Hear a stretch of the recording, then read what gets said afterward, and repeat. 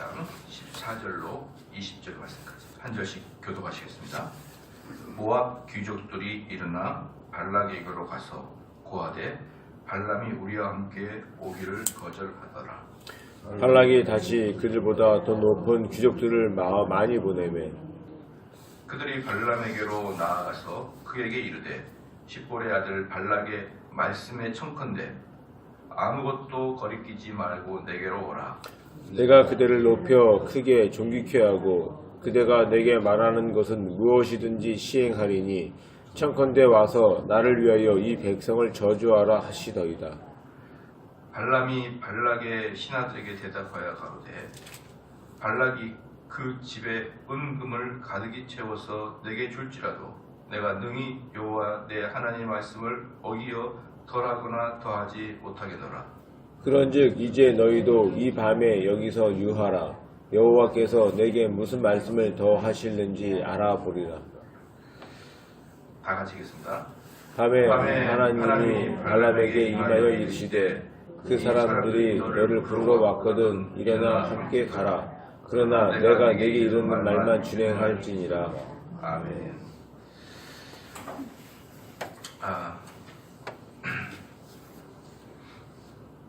이제 이 가끔 성경을 볼 때는 성경의 그 문자만을 봐서 이해하는 때 오해가 생긴다. 그래서 성경은 문자 그 속에 있는 분위기를 봐야 된다. 우리도 흔히 뭡니까 그 일반적인 삶을 통해서 보면은 그래 네 잘났다. 이거 이제 문자로 딱 표현하면은 어때요? 아, 이 사람이 칭찬하는구나. 너 참 잘났다. 근데 우리는 그렇게 분위기상 알잖아요. 그게 빈정거리는 거라는 걸. 성경도 그런 부분들이 있거든요. 이런 부분들을 그 분위기를 파악을 못하고 문자로만 해석을 했다가는 정반대의 해석들이 나오기도 합니다. 그래서 그런 성경을 통해서는 문자 뒤에 있는 분위기를 잘 봐야 된다. 14절에 모압 귀족들이 일어나 발락에게로 가서 고하되 발람이 우리와 함께 오기를 거절하더이다. 이제 미디안과 모압 장로들이 이제 자기 왕에게 가서 그렇게 이야기했겠죠. 모압 왕에게서 얘기해서 그가 우리와 함께 오기를 거절하더라. 이제 이렇게 이야기했겠죠. 사실 발람이 거절한 게 아니고 여호와 하나님 막으신 거잖아요. 그렇죠. 막으신 건데 사실은 이제 정치하는 사람들한테는 그런 거 관심이 아무것도 없는 거예요. 정치하는 사람들. 15절에 발락이 다시 그들보다 더 높은 귀족들을 더 많이 보내매. 이 발락은 뭡니까? 이 발람이라는 사람의 마음을 잘 아는 거죠. 더 높은 귀족을 보낸 것입니다. 더 높은 귀족을 보내서 왜? 이 발람을 딱 보니까 누구든지 이 재물이나 명예에는 약하지 않습니까? 그래서 두 번째 이제 보낸 것이죠. 그랬더니 16절에 그들이 발람에게로 나아가서 그에게 이르되 십볼의 아들 발락의 말씀에 청컨대 아무것도 거리끼지 말고 내게로 오라 그랬거든요. 그러면 지금 발람에게 아무것도 거리끼지 말고 오라. 그런데 발람이 발락에게 못 간 이유가 무엇 때문에 못 갑니까? 하나님 막으시니까 못 간 거잖아요. 그러니까 지금 발람이 하는 이야기 뭐냐면 하나님 같은 거 신경 쓰지 말라 이 말이에요. 그런 거 신경 쓰지 마라. 이게 아무것도 아닌 단어인 것 같아도 어떻습니까? 완전히 하나님을 대적하는 대화인 것이죠. 분명히 발람이 못 간 이유는 하나님 때문인데 아무것도 거리끼지 마라. 방해하는 하나님에 대해서는 눈 감아 버리라. 우리도 죄를 질 때 하나님께서 우리 마음속에서 길동아 그러면 안 된다 이렇게 해도 어때요? 그냥 싹 거절하고 무시하잖아요. 죄 질 때는 그렇게 하지 않습니까? 그때 여전히 우리 정서 속에 발락이 튀어나와서 야 아무것도 그냥 염려하지 말고 해버려라. 이제 이런 식으로 우리를 속이는 겁니다. 17절 말씀에 내가 그대를 높여 크게 존귀케 하고 그대가 내게 말하는 것은 무엇이든지 시행하리니 청컨대 와서 나를 위하여 이 백성을 저주하라 하시더라. 지금 여기서 지금 발람 너에게 엄청난 명예를 주겠다는 거예요. 존귀케 하겠다는 것은. 그런데 여러분 잘 아다시피 그 창세기에서 하와를 유혹할 때, 뱀이 유혹할 때 어땠어요? 눈이 뜨져서 하나님처럼 되게 하겠다 그랬잖아요. 그러니까 쉽게 말하면 너의 이름을 아주 드높여 주겠다는 거예요. 인간에게 정말 이 유혹은 벗어나기 힘들죠. 정말 유혹은 벗어나기 힘들어요. 정말 힘들어요. 이번에 또 그 참 답답한 게 우리 그 종교인 과세 여러분 요즘에 논란거리 되는 거 아시죠? 종교인 과세가 잘은 모르겠지만 그 전반적으로 개신교 목사를 향해서 있다라고 여러분 보고 있잖아요. 아시죠? 근데 스님들은 그 스님하고 또 신부하고 목사는 전혀 달라요. 다른 게 뭐냐 그러면 그들의 모든 그 그들은 수행의 개념이거든요. 수행의 개념. 그래서 그들은 쉽게 말하면 사랑과의 단절을 이야기를 해요. 사랑과의 단절. 그들의 목표는 그들의 목표. 그리고 신부님 같은 경우는 전체 9,000명밖에 안 되는데 목사님은 6만 명이 넘거든요. 그러니까 비교가 안 되는 숫자예요. 그들은 수행의 개념이기 때문에 그리고 이제 모든 삶을 그러기 때문에 이제 그 단체에서 제공을 하고 말이죠. 근데 목회자는 수행의 개념이 아니라 사람을 향해 만나러 가는 개념이에요. 목회자들은. 그들을 만나려면은 물론 이제 여러분들도 목사를 만나려면 교회로 오지만 사실 그들을 만나려면 절로 가야 되지만 교회의 정확한 개념은 목회자가 여러분을 찾아가고 이러는 거거든요. 그렇기 때문에 사역의 방향 자체가 틀려요. 그래서 그들은 전혀 돈을 쓰지 않아도 될 구조로 되어 있지만 목회자들은 항상 돈을 써야 될 구조가 되어 있는 거예요. 그러니까 이러한 차이를 분명히 알면에도 불구하고 이런 그 종교인 과세는 누구나 다 알죠.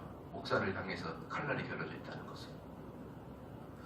그런데 이제 이것을 급속하게 가능하게 하는 가능하게 하는 사건 하나가 바로 명성교회의 문제거든요. 저는 북핵 사건도 아주 제가 싫어하는 것 중에 하나예요. 결국은 북한이 핵미사일 만들어가지고 절대로 미국을 쏠 수는 없을 거예요. 미국 쏴봐야 태평양을 다 저격당하죠. 미국이 어떤 나라입니까? 쏘도록 내비두고 쉽게 말하면 핵미사일 여는 순간에 미국에서 레이더로 다 살펴보는데 뭐 총알도 아니고 어디서 튀어나올지 다 알죠.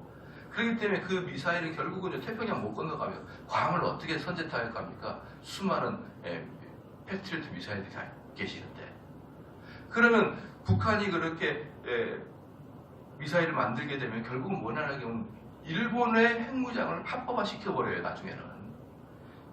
왜 쓸모도 없는 것을 만들어가지고 주변 국가들의 어떤 것을 유익을 주냐 이 말이에요. 상당히 부담스러운 내용들입니다. 그랑 똑같거든요. 지금 명성교회 문제는 한국 기독교를 억압하는데 그 사용되는 지렛대 역할을 해요. 그런데 저는 이제 뭘 안타깝게 여기냐 그러면 왜 그렇게 교회 안에서 떠들어대냐 이 말이에요. 좀 그냥 덮어버리자 이 말이에요. 덮어버리자. 그냥 뭐 페이스북하고 뭐 교회 신문 엄청나게 떠들어대니까 곧바로 중앙일보, 한겨레 신문 그러다 이제 뉴스에까지 나타나가지고 이게 뭔 일입니까 이게 뭔 일이에요? 그런데 저는 그때 그 수많은 사람들이 그 명성교회 사태에 대해서 글을 쓰는데 저는 하나도 쓰지도 않고 그랬는데요. 쓰는데 너무나 명예심들이 강해요. 쓰는 사람들이. 제가 봤을 때. 제가 봤을 때 너무나 명예심이 강해요. 여러분 그러면 안 됩니다. 우리끼리는 싸워도 그렇죠. 우리의 이 추한 일들이 밖으로 새나가지 않게는 해야 될 거 아니에요. 비록 그것이 시간이 지나서 세속으로 다 뉴스가 되고 그럴지라도 우리는 그래도 교회 아니잖아요. 그래도 어쨌든 그들이 얼마나 신학적으로 잘못했으면 그때는 아무도 얘기 안 하고 말이에요. 아무도 얘기 안 하고 지금의 글을 쓰는데 너무나 많은 사람들이 명예심과 꼭 보면은 구약에 나와 있는 이사야 선지자와 같다는 느낌이 들 정도로요. 에레미야 같은 느낌이 들 정도로 의기탱천하여 글을 쓰는데 그렇게 글을 썼다가는 쉽게 JTBC나 8시 뉴스에 나오지 않겠느냐 이 말이에요. 버젓이 이제 나와가지고 포털 사이트에 일일이 해버리고 그러니까 어때요? 기독교 탄압을 손쉽게 하잖아요. 북한이 핵무기를 개발하고 손쉽게 합법화시키는 무장단체로 합법화시키듯이 그렇게 명성교회 사태로 해서 이거 봐라 이렇게 대형교회가 이런 문제를 갖고 있으니 국가에서라도 이 교회를 제재를 해야 될까 이런 것을 너무나 익숙하도록 만들어버리는데 너무나 많은 교인들이 그 일에 관여를 하고 있는 거예요. 여러분 제가 이러한 모습도 왜 사람들이 이렇게 사회주의적 관점으로 아주 물들어버렸을까라는 생각이 너무나 안타깝어요. 너무나 안타까워요. 이러면 안 된다. 이러면 안 된다. 근데 그게 뭡니까? 명예심, 자기의 존귀하심.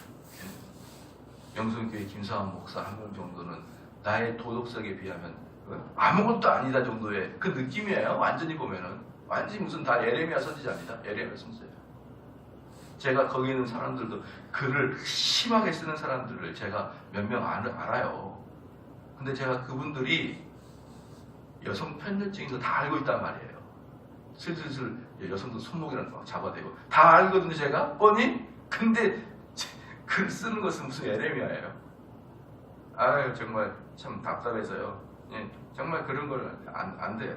여기서 보면은 결국 뭡니까? 존귀함을 주겠다 그러면요 특별히 주의 종들은 이 존귀함과 명예심에 약합니다. 여러분 요거 그러니까 지금 여기서 발람이 뭡니까? 아무리 이방 사제라도 종교 사제예요. 그럼 이들에게는 명예심은 진짜 취약합니다. 그래서 하와에게 하나님처럼 해주겠다. 그리고 광야에서도 예수님에게 그 유혹했던 것이 영광을 보여주는 거예요. 영광을. 세상에서 영광을 내가 보여주겠다. 세상 사람들이 야 우리 예수님은 아주 진짜 정의의 사도야. 예? 종교 지도자에게 이것보다 약한 게 어디 있습니까? 종교 지도자에게는요 돈보다 이게 더 강해요. 유혹이. 그러니까 딱 발람에게 먼저 존귀하게 명예심을 주겠다 그렇게 하니까 그대가 내게 하는 말은 무엇이든지 시행하리니 이게 뭡니까? 그 최고의 왕이 와가지고 그 종교 지도자가 와가지고 최고입니다 당신은 응? 앞에 좋아하면서 우리한테 한번 이렇게 한번 해주십시오 이렇게 하니까 어때요? 예, 목에 힘이 들어가죠. 목에 힘이 들어갑니다. 청컨대 와서 나를 위하여 이 백성을 저주하라 하시더이다. 어느 보니까 어디 저기 그 사랑의 교회 오정영 목사님은 우리 교회 판검사 200명이다. 그 이야기를 하는 것처럼 그렇게 막 자기 설교에 환장하는 권력자들이 많은 것을 목회자들은 대단히 만족해요. 사실은 대단히 만족합니다. 우리 교회는 다 시장에서 생선 파는 사람밖에 없다. 그러면은 좀 어때요? 좀 민망한데 우리 교회 판검사만 200명이고 그리고 뭐라고 했냐면 대학 교수와 의사와 사업가들로만 대학 교수, 의사, 법관들, 사업가들로만 장로들이 구성되어 있다. 이런 식의 이야기를 했거든요. 그러면서 그 다음에 이야기는 그럼에도 불구하고 나는 하나님께 무릎 꿇고 그들은 전부 다 눈물로 기도하는 열정적인 사람입니다. 그 이야기하려고 앞에 거 이야기를 했는데 사실은 사람들 뒤에 거 잘 들리지도 않고 제가 느끼기에도 그런 말을 할 필요가 전혀 없는데 거기 보면은 그 권세자가 자기 밑에 있다는 것에 대해서 종교 지도자들은 이상한 짜릿함을 느끼게 되어 있습니다. 그러니까 여기서도 보면 어때요? 그 발람이라는 왕이 와가지고 무릎 꿇고 한 번만 와가지고 기도 한번 해주십시오. 이러니까 어때요? 이 마음속에 벌써 어떻습니까? 사단은 다 알아요. 인간이 뭐가 약한지를. 그냥 거의 다 넘어지는 겁니다. 근데 보면은 18절 말씀에 발람이 발락의 신하들에게 대답하여 가로되 발락이 그 집에 은금을 가득 채워서 내게 줄지라도 내가 능히 여호와 내 하나님의 말씀을 어기여 덜하거나 더하지 못하게 너는 어때요? 엄청나잖아요. 이제 여기 보면은 이거 보면 아까 제가 처음에 얘기했던 문자 그대로 해석하면 안 된다는 거예요. 문자 그대로. 이걸 보면서 사람들이 헷갈리는 거예요. 아니 발람이 이렇게 엄청난 이야기를 했는데 아니 너희들이 은금을 가득 내 집에 채워줄지라도 하나님 말씀을 나는 정확하게 어째요? 더하고도 덜하지도 않겠다. 야, 근데 19절 봐요. 그런즉 이제 너희도 이 밤에 여기서 유하라. 그럼 왜 유하라 그러냐고요? 가라 그래야지. 가! 오지도 마! 이래야 되는데 여기서 자라. 하룻밤. 그러면서 뭐합니까? 여호와께서 내게 무슨 말씀하실지 더하실지 알아보리라. 이렇게 이야기합니다. 그러면 12절 말씀 같이 한번 읽겠습니다. 시작. 하나님이 발람에게 이르시되 너는 그들과 함께 가지도 말고 그 백성을 저주하지도 말라. 그들은 복을 받을 자니라. 분명히 하나님은 단호하게 이야기했거든요. 가지 말라. 저주하지 말라. 단호하게 얘기했는데 여기서 지금 19절 말씀에 잠깐 잠을 좀 자라. 여기서 하루 자고 내가 하나님께 물어보겠다. 이게 뭡니까? 이미 마음속으로는 가 있는 거예요. 그리고 내가 오늘 밤에 뭐 하겠다? 하나님께 한번 간절히 하나님을 설득해 보겠다. 설득해 보겠다. 내가 도저히 이 발람이 나한테 이 준 유혹은 도저히 내가 뿌리칠 수 없는데 그래도 명색이 종교 지도자입니까? 그러니까 그 종교 지도자는 동서고금을 통해서 물질을 탐하는 것을 좋아하지 않아요. 종교 지도자는. 그 몰래 손을 넣는 거죠. 그러니까 겉으로는 어때요? 야, 나는 은금 따위에 내 마음이 흔들지 않아. 당장 돌아가! 이래야 되는데 잠깐 잠을 자. 여기 너희들 멀리 왔으니까 좀 쉬어. 내가 오늘 다시 하나님께 물어보겠다. 무슨 말이에요? 설득해가지고 돈도 가지고 명예도 가지고 하나님께 재앙도 받지 않고 일거양득을 하겠다 이 말이에요. 일거양득을 하겠다. 예. 무슨 말씀하시냐고 있다. 20절 말씀이죠. 그래서 우리가 보면은 이 발람의 문제에서 가장 수수께끼가 바로 19절, 20절 말씀이거든요. 18절, 19절, 20절 말씀이에요. 이거 보면은 별로 하나님께 발람이 나쁜 짓 한 것 같지 않은데 나중에 발람은 비참한 죽음을 맞이하거든요. 그래서 사람들이 이 18, 19, 20절 말씀에 대해서 발람에 대해서 자꾸 혼동을 합니다. 20절 말씀이니까 밤에 하나님이 발람에게 임하여 이르시되 그 사람들이 너를 부르러 왔거든. 일어나 함께 가라. 그러나 내가 네게 이르는 말만 준행할지니라. 하나님이 허락하신 것 같거든요. 그럼 발람에게 이렇게 18절 말씀에 은금을 가득 채워도 내가 하나님 말씀을 어기지 않겠다. 덜하거나 더하지 못하겠다. 이렇게 하고 그럼 오늘 당장 내가 하나님께 다시 물어보겠다. 하나님께 물어보니까 가라. 근데 이 가라가 뭡니까? 하나님은요 여러분들이 마음먹고 막지 않으신다니까요. 인간이 마음 막는 것을 하나님이 강제로 시행을 시키거나 막거나 그러시는 분이 아니에요. 만약에 아브라함이 아내를 판 것이 잘못된 것이면 처음부터 그 마음을 막았겠죠. 근데 사라를 팔고 난 다음에 하나님이 그 애굽의 왕에게 직접 개입을 했지 아브라함 마음을 변화시키고 그러지 않았어요. 그것처럼 우리가 이미 죄를 짓겠다고 마음먹고 사람들이 그래요. 하나님 그때 내가 그런 마음 먹을 때 하나님이 좀 막아주시지. 하나님 그렇게 하시잖아요. 여러분들이 마음을 먹어야 됩니다. 여러분들이. 그리고 여러분들이 마음을 먹으면 하나님은 그대로 허용을 하셔요. 허용을. 바로 그 얘기거든요. 발람 네 마음을 보니까 이미 가 있다. 그럼 가라. 그럼 발람은 얼마나 좋을까요? 상상을 해보세요. 아마 그날의 기도가 막 이렇게 막 축복이 터지고 막 그럴 거예요. 이제 나는 모든 걸 다 얻었다. 하나님 제거도 받았으니 왜 이 사람은 영매를 하는 사람이고 신을 섬기는 사람이기 때문에 어떤 신이든지 노할 때 재앙이 있다는 걸 알거든요. 그러니까 그 재앙도 면했죠. 온갖 부귀영화도 가졌죠. 이제는 할렐루야죠. 가느니만 나왔죠. 그런데 하나님께서 말할 때 뭐하냐 그러면 그 대신에 준행할지라 내게 이르는 말만 준행할지라. 내게 이르는 말이 뭡니까? 저주는 하지 말라는 거예요. 결국은. 그래서 의기양양하게 지금 발람과 발락은 만나거든요. 이제 만나는데 자기들이 하나님을 대적해서 일을 하죠. 잘 돼야 됩니다. 인간은 하나님을 향해 대적해서 일을 하죠. 근데 이 대적해서 일하는 걸로 하나님은 결국 자기의 일을 성취해버립니다. 뭡니까? 발람이 결국은 이스라엘 백성을 향해서 축복해버리잖아요. 나중에. 저주 못해요. 입에서 분명히 하나님의 뜻을 어기고 올라갔는데 이 입에서 하나님의 백성을 축복하게 되고 이 발락과 발람은 비참한 최후를 맞게 되고 하나님의 백성은 복의 근원이 되겠다 하신 하나님의 명령을 그대로 준행하는 겁니다. 이 사건들은요 너무나 우리에게 이 하나님의 섭리를 잘 보여주고 있는 거예요. 우리가 아무리 더럽고 추한 죄를 짓고 하나님을 향해 대적할지라도 하나님은 그 대적으로 그 일을 성취해 나가신단 말이에요. 그리고 그 대적한 자는 비참하게 죽어요. 만약에 우리 여기서 발람이 하나님 말씀에 순종하여 대적하지 않았다 그러면 하나님의 일은 당연히 순조롭게 일이 진행되고 발람은 저주를 받지 않을 거예요. 그러니까 사람이 중간에서 어떤 일을 하느냐에 따라서 하나님의 역사가 1%도 변하지 않아요. 그가 순종하건 순종하지 않건 여러분들이 하나님의 말씀에 순종하건 순종하지 않건 이 역사를 거스릴 수 없는 거예요. 근데 순종하지 않는 자들은 저주를 받죠. 순종하는 자는 축복을 받고.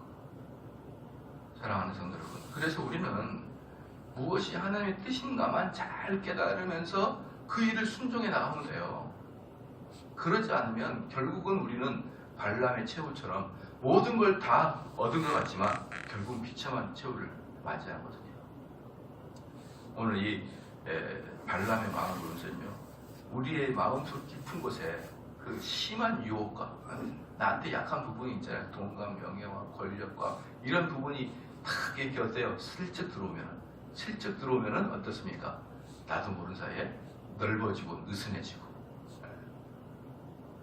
저도 가만히 보면은요, 예를 들어서 멀리서부터 이제 교회를 오시는 분들이 있잖아요. 멀리서부터 오시면 그분이 참 기특하잖아요. 그 멀리서부터 와서 이렇게 설교를 들으러 온다. 이렇게 기특하잖아요. 그러면 그들이 저한테 요구하는 게 있어요. 뭘 요구하냐면은 저한테 뭘 요구할 때 딱 저한테 요구하는 것은 목회자한테 요구하는 건 대부분 이겁니다. 자기의 삶의 방향성이 옳다는 걸 제가를 받기 원해요.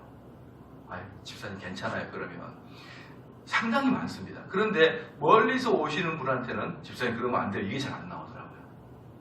이게 뭐겠어요? 명예심이죠. 명예심이에요. 가까이서 있는 사람은 집사님 그렇게 하면 안 되죠. 이렇게 쉽게 나오는데 멀리서 2시간씩 차 타고 설교 들어온 사람은 괜찮습니다. 이렇게 돼요. 이렇게 돼. 그걸 보면서 참 나도 이게 참 야 같다 이런 생각이 들어요. 똑같이 잣들을 재야 되는데 그렇게 수고한 사람에게는 조금 제 마음이 어때요? 느슨해지는 느낌이 들어요. 여러분 거기가 바로 마음에 들어온 통로예요. 그래서 이 종교 지도자들은 저뿐만 아니라 여러분도 마찬가지예요. 만인 제사장들이잖아요. 만인 제사장. 여러분에게 잘해주고 여러분을 위해주고 이런 사람 밥이라도 한 개 더 사주고 이런 사람에게는 항상 마음이 어때요?